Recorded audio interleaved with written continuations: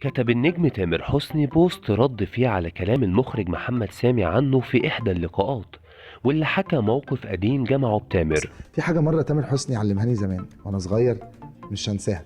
مره تامر حسني زمان فاكرهم دول الفتاين اللي بيستمتعوا يحبطوا البني آدم وهو لسه شغال وتعبان في الحاجة قبل ما تنزل. الفكرة إنه كان باين بيعملوا كده لمصلحة مين، بس على مين؟ عشان كده شجعتك، ودلوقتي بكرم ربنا أكيد أنت شايف أنت عملت نجاحات كتيرة وكبيرة قد إيه، واللي قالوا لك كده فين دلوقتي؟ عشان كده أحسن حاجة نشتغل ونجتهد وما نديش ودنا لأي محبطين. ودايما بقول جملة: لو مش هتقدر تمسك ألسنة الناس هتقدر تقفل ودانك. والأهم تعرف تفصل ما بين اللي بينتقدك لمصلحتك واللي بيحبطك لمصلحة آخرين. وحشني يا محمد جدا والله.